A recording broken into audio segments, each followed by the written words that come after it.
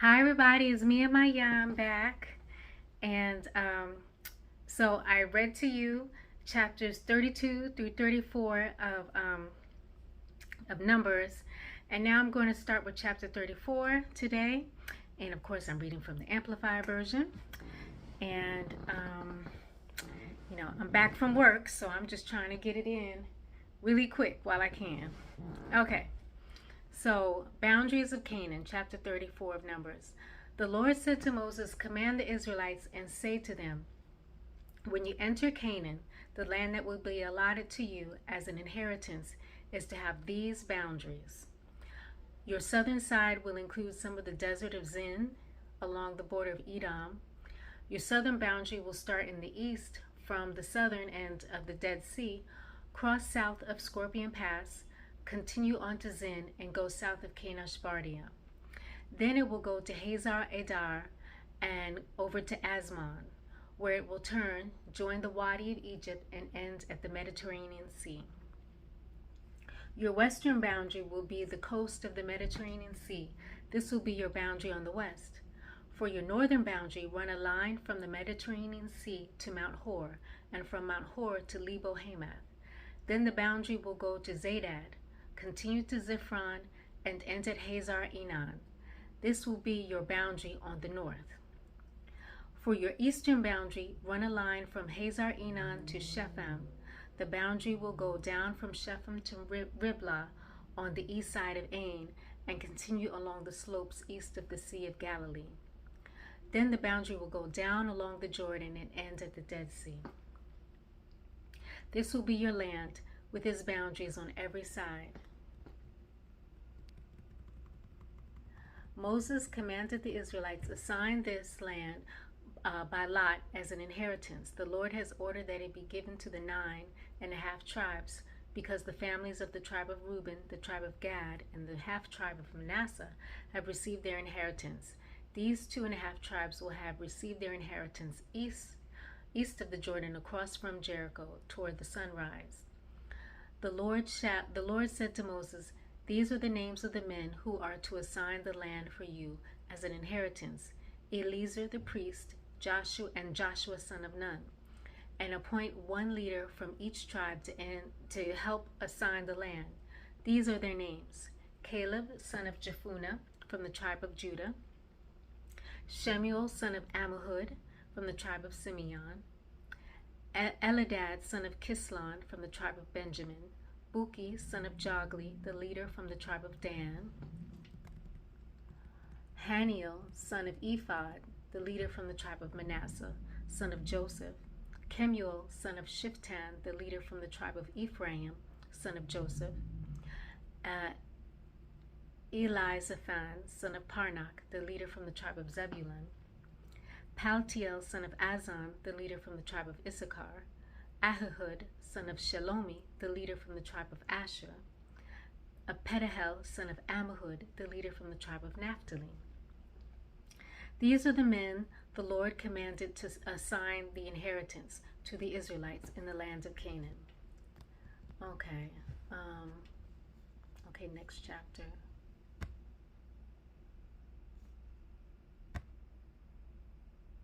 Okay. Chapter 35, Towns for the Levites. On the plains of Moab, by the Jordan across from Jericho, the Lord said to Moses, "Command the Israelites to give the Levites towns to live in from the inheritance of the Israelites, from the inheritance the Israelites will possess, and give them pasture lands around the towns. Then they will have towns to live in and pasture lands for the cattle they own and all their other animals. The pasture lands around the towns that you give the Levites will extend 1,000 cubits from the town wall. Outside the town, measure 2,000 cubits on the east side to 1,000 on the south side. 2,000 on the south side, 2,000 on the west side, and 2,000 on the north, with the town in the center.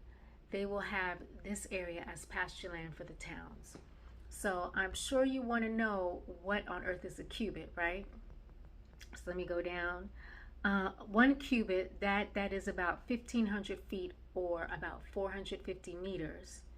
And then for the 2 cubits, that is about 3,000 feet or about 900 meters. Okay, let's go back up. Where was I? Oh, okay. Cities of refuge. 6 of the towns you give the Levites will be cities of refuge, to which a person who has killed someone may flee. In addition, give them 42 other towns. In all, you must give the Levites 48 towns, together with their pasture lands. The towns you give the Levites from the land of the Israelites, possess are to be given in proportion to the inheritance of each tribe. Take many towns from a tribe that has many, but few from one that has few. Then the Lord said to Moses, "Speak to the Israelites and say to them, when you cross the Jordan into Canaan, select some towns to be your cities of refuge, to which a person who has killed someone accidentally may flee. They will be places of refuge for the avenger, so that anyone accused, places of refuge from the avenger, so that anyone accused of murder may not die before they stand trial before the assembly. These 6 towns you give will be your cities of refuge. Give 3 on this side of the Jordan and 3 in Canaan as cities of refuge. These 6 towns will be a place of refuge for Israelites and for foreigners residing among them, so that anyone who has killed another accidentally can flee there. If anyone strikes someone a fatal blow with an iron object, that person is a murderer. The murderer is to be put to death. Or if anyone is holding a stone and strikes someone a fatal blow with it, that person is a murderer. The murderer is to be put to death. Or if anyone is holding a wooden object and strikes someone a fatal blow with it, that person is a murderer. The murderer must be put to death. The avenger of blood shall put the murderer to death when the avenger comes upon the murderer. The avenger shall put the murderer to death. If anyone with malice aforethought shoves another or throws something at them intentionally so that they die, or if out of enmity one person hits another with their fist so that the other dies, that person is to be put to death. That person is a murderer. The avenger of blood shall put the murderer to death when they meet. Okay. But if without enmity someone suddenly pushes another or throws something at them unintentionally, or without seeing them drops on them a stone heavy enough to kill them and they die, then since that other person was not an enemy and no harm was intended, the assembly must judge between the accused and the avenger of blood according to these regulations. The assembly must protect the one accused of murder from the avenger of blood and send the accused back to the city of refuge to which they fled. The accused must stay there until the death of the high priest, who was anointed with the holy oil. But if the accused ever goes outside the limits of the city of refuge to which they fled, and the avenger of blood finds them outside the city, the avenger of blood may kill the accused without being guilty of murder. The accused must stay in the city of refuge until the death of the high priest. Only after the death of the high priest may they return to their own property. This is to have the force of law for you throughout the generations to come, wherever you live. Okay. Okay. So they're saying you should stay in the city of refuge if you kill someone accidentally until the high priest dies. What if the high priest dies next year? I'm just saying. Okay. Okay. And I assume when you leave, the person can't kill you, if the high priest is dead. Anyone who kills a person is to be put to death as a murderer only on the testimony of witnesses, but no one is to be put to death on the testimony of only one witness. Do not accept a ransom for the life of a murderer who deserves to die. They are to be put to death.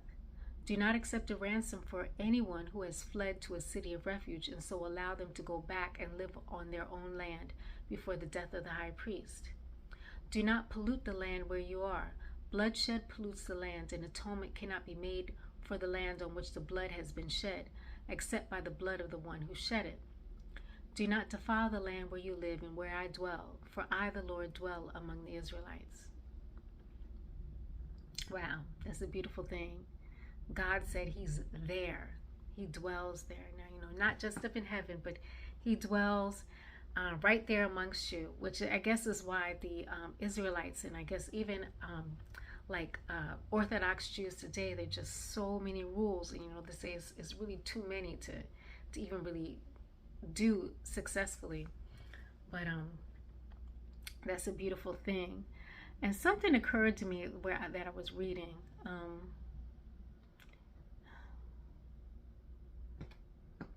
Okay. Oh, yeah. Where I guess God is telling Moses to tell them, anyone who kills a person is to be put to death as a murderer only on the testimony of witnesses, but no one is to be put to death on the testimony of only one witness. So if you were all alone in the house together, there was nobody with you guys there. Pause. Sorry. Okay, I meant to pause it. I don't know what happened there, but I'm going to finish this.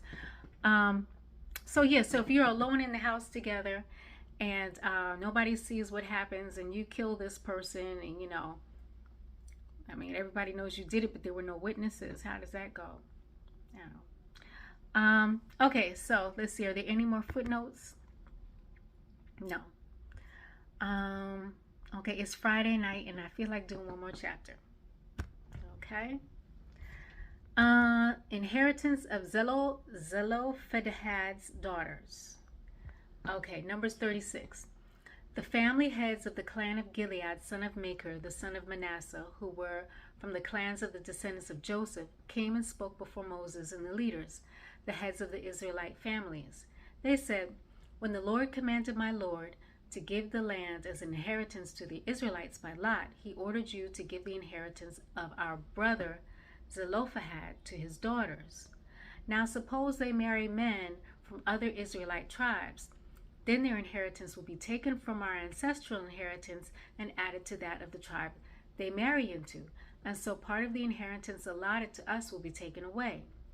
When the year of Jubilee for the Israelites comes, their inheritance will be added to that of the tribe in which they marry, and their property will be taken from the tribal inheritance of our ancestors. Well, that's a very fair statement. That's a real concern. So let's see what it says. So, and I do remember that when the daughters said, their dad had died and they didn't have a brother, and they're like, isn't it fair that we get an inheritance, right? I remember this in the previous chapter I read to you guys.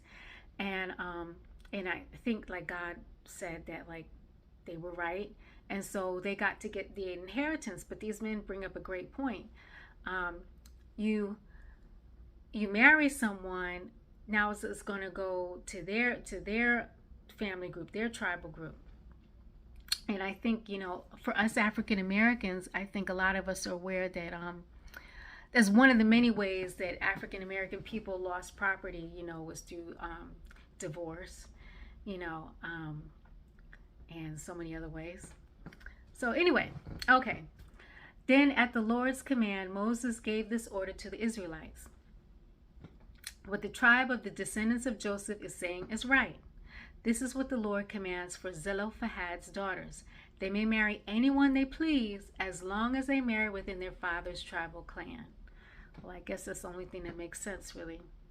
No inheritance in Israel is to pass from one tribe to another, for every Israelite shall keep the tribal inheritance of their ancestors. Every daughter who inherits land in any Israelite tribe must marry someone in her father's tribal clan, so that every Israelite will possess the inheritance of their ancestors. No inheritance may pass from one tribe to another, for each Israelite tribe is to keep the land it inherits. So Zelophehad's daughters did as the Lord commanded Moses. Zelophehad's daughters, Mahlah, Tirzah, Hoglah, Milcah, Noah, married their cousins on their father's side. They married within the clans of the descendants of Manasseh, son of Joseph, and their inheritance remained in their father's tribe and clan. These are the commands and regulations the Lord gave through Moses to the Israelites on the plains of Moab by the Jordan across from Jericho. Okay, so I enjoyed that. That was interesting. Um, so I guess I just read from Numbers 34 through, what's this, 36, and I'll pick up on Numbers 37 next time. So obviously, may God bless you really good.